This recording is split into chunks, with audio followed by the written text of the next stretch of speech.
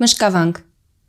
As a symbol of fate and light, the famous Mshakavank complex is located on the high, untouched throne platform of the unparalleled nature of the Gugarats Mountains.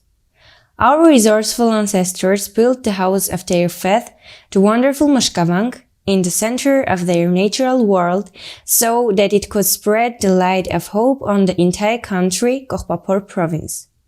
And it has been shining for about 1,000 years. According to specialists, the Mshkavank complex is one of the best bearers of the picturesque style in Armenian architecture. It is rich with khachkars and tomb inscriptions. There are graves and settlements in the surrounding. Mshkavank, distinguished by its beauty in Armenian architecture, is built with well-preserved large hewn stones of yellowish-reddish felsite rocks. Over the centuries, the monastic complex has been harmoniously assimilated into its original world and gives it a special charm from which it also receives. Mshkavank is built in the southern part of the village at the distance of 3 kilometers on the right side of Koghbopor, on a beautiful plateau on the high platform of a wooded hill. The church of Surpastvatsatin, the vestibule adjacent to the western facade, with the eastern corner message cells have been preserved. The exact time of the construction of the church is not known. There is a mention made by Vartan Revelci. The floor plan is a square, one-nave hall in plan, covered with a semi-cylindrical elevated volute, which is strengthened in the middle by a volute-bearing arch rising from the pillars.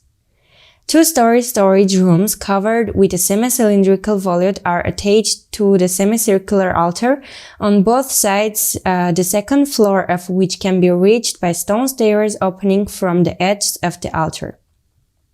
The front part of the stage is covered with arcs, in the openings of which there are 4-pointed, 5-pointed, and 6-pointed stars made of reddish felsite. The south and north walls are internally reinforced with a pair of frescoes.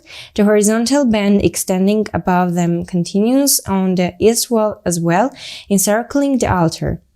There is a mention that it had already been built before 1119.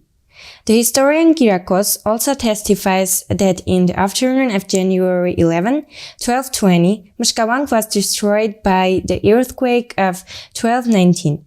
In some historical sources, it is mentioned in 1220, 1221, the intensity was 10-12 points, leaving many believers and spiritual feathers under the rubble.